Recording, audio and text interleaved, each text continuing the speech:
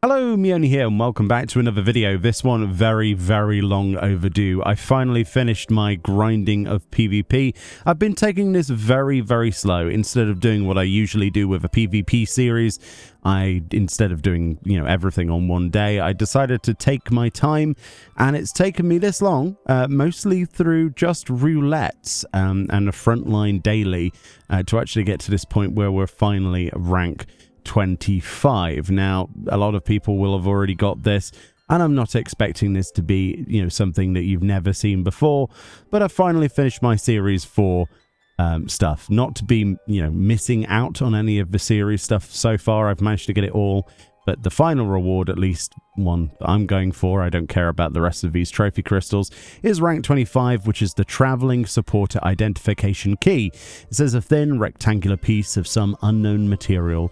Placing it near your traveling supporter will magically bring the machine to life. So I finally got this mount.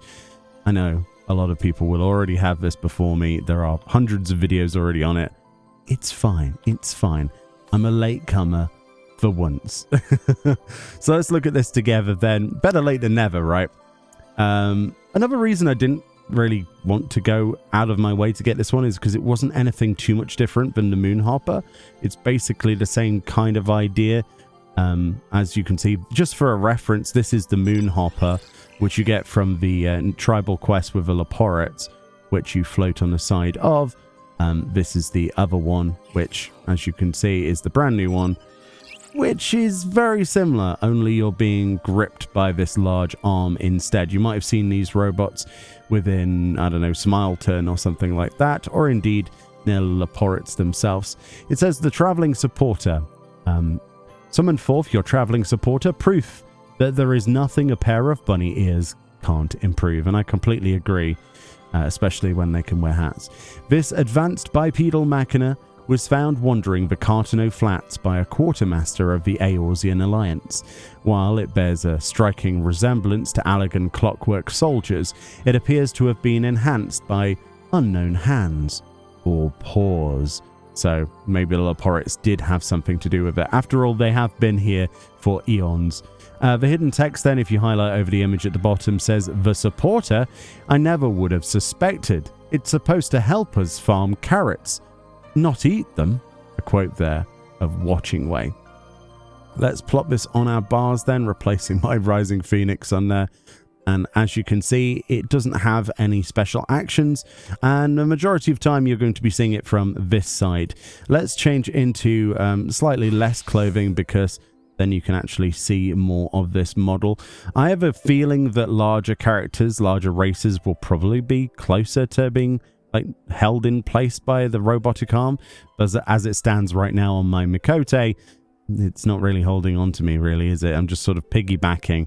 I do like the piggyback aspect of this. I really hope in the future we do get a piggyback mount option. I don't know how to phrase that properly. Like the ability to take piggyback rides off of players. That would be amazing. One thing that we haven't remembered to do is turn the volume up. And also, I want to know, does this mount have mount music that's separate? That would be a no. So the mount music is generic. Well, generic for this particular mount. There are a few different types of generic music that they use and switch between. But honestly, I'm not sure what music could even be played on this, quite honestly. So I'm going to give it a pass on that one. It's not like this is from something specific. Maybe PvP music would have been a better match or something like that. It looks pretty cool. That's its walk animation, which is very jarring, bobbing up and down. And then when it runs around, my tail is sprung. Actually, that's quite funny. That is quite funny. Flight is handled very differently, though. As you can see, very similar to the Leporet one that we're used to. The transformation turns this into a plane, much like the other one. And its legs fold in like a transformer and create this rocket engine, which is actually pretty cool. It's really cool. I'm not a fan of the missing arm. I don't know what happened to this arm. Presumably leftovers from the Battle of Cartano or something, but it's just, I wish it had another arm. I don't know what we would do with that arm. maybe something that actually held our character in place instead of looking like she's holding on for dear life. The mechanisms under there, we've got some cogs. Not that this is an angle we should look at for too long. There does appear to be a cog rotating against my thigh, which I don't know how comfortable that's going to be, honestly. Maybe you can be the judge of that rather than me, but that does not look very comfortable. That is probably the least comfortable place to sit on a mount, like on a hard ridge with rotating cogs. So yeah, we went from probably not the most amazing looking mount in the game to the most painful looking for certain. There's that transformation once again, which is really cool, actually. Your character is kind of transforming with it, though, which is going to be all kinds of vomit-inducing. Oh, boy. I'm glad... for once, I'm glad we don't have this mount in real life. There's so many mounts I look at and I go, oh, that would be cool in real life. But this one, that just looks like you'd be hurling everywhere and you'd be in agony from that cog. Sorry, I can't stop looking at that. But yeah, it looks pretty cool. It bobs up and down as you go. Its glide animation is obviously a bobbing animation.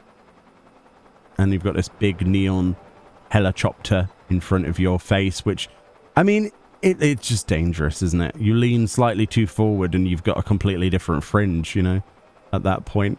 I'm glad to finally have this one, but I will say it's probably one of the biggest letdowns in terms of a mount slot of what could be a mount in this place.